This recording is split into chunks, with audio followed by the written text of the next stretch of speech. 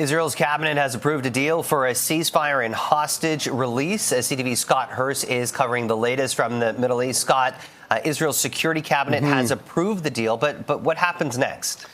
Jamie, it appeared after this deal was initially announced on Wednesday by negotiators in Qatar and echoed by world leaders that it might have been in limbo, as Prime Minister Benjamin Netanyahu said a last-minute snag with Hamas was upholding Israeli approval and pressure from inside the governing coalition to reject the deal as well. But as you mentioned, it has been approved by the Israeli security cabinet and now shortly expecting wider government approval. So it appears that they are getting over the final hurdles, and if approved, the three-phased agreement would begin with a 6-week truce, a ceasefire between the two sides starting on Sunday. And this in itself is a significant breakthrough, as there was only a temporary ceasefire early on in the 15-month war.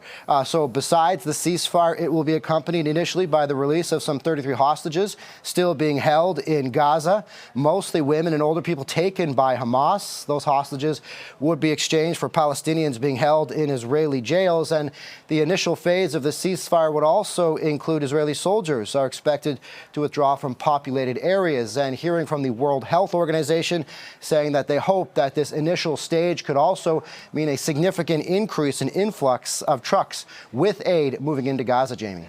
And that's part of, what's involved in this phase is getting more of that much-needed humanitarian aid into Gaza. That's been hampered by border closures and hostilities with Hamas and Israel. What else is happening on the ground?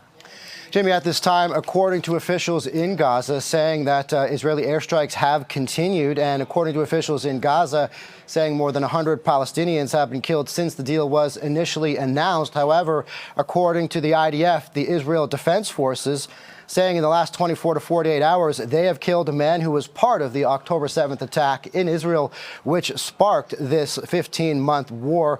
And the IDF says it has targeted some 50 Hamas sites over that time. Now, also, Jamie, on the Israeli side, we're hearing hospitals are preparing for the return of these hostages, saying that there are 2 hospitals prepared to deal with acute health problems immediately, but then up to 4 more that may be tasked with helping people deal with more long-term concerns, Jamie.